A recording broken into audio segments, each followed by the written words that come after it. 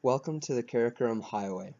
I'm Mike Hankins and I'll be your virtual guide as we travel and learn important aspects of what is considered the highest paved international road in the entire world. Let's get started. Let's start with the history. In 1959, the governments of China and Pakistan came to terms and began the construction of the Karakoram Highway. Thousands of men, including the military of both nations, were involved in the making of this road. 20 years later, in 1979, the road was completed and ready for the public. The construction claimed the lives of many, including 810 workers from Pakistan and 200 from the Chinese. Starting on a more macro view of the location of this highway, we can start at the northernmost point in Kashgar, China. Continuing south, the highway breaks through to Pakistan, where hundreds of miles of the highway is following the flow of the Indus River. Finally, the road hits its ending point in Abbottabad, Pakistan, which is just a little bit northwest of the capital city, Islamabad. Let's start by dividing the highway into two sections, the Chinese and the Pakistan stretch, starting with China.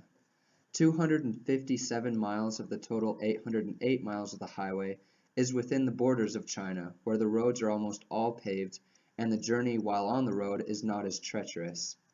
The Chinese refer to it as the Friendship Highway, as it is a symbol of the alliance that they share with the country of Pakistan. Once we've traveled the length of the highway in China, we hit the border between China and Pakistan within the Kunjarab Pass. The crossing consists of the Yuzi Bridge, strong enough to support heavy artillery and tanks, which carries you over the Indus River and into Pakistan.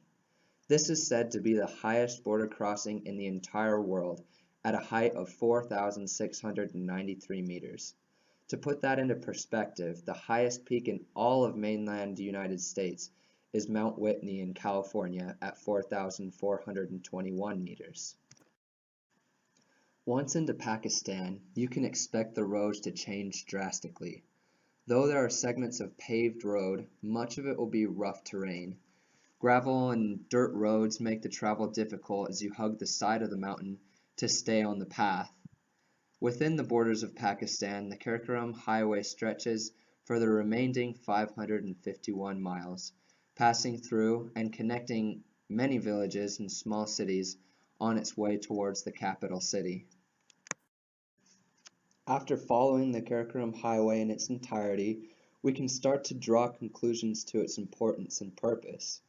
With such a highway, trade is easier, and jobs are produced in the transportation in such goods. The Chinese also now have a road that helps them get to the Arabian Sea, where they can do business as well. The highway is strategic in its placement as well. Neither country has been on the best of terms with the country of India.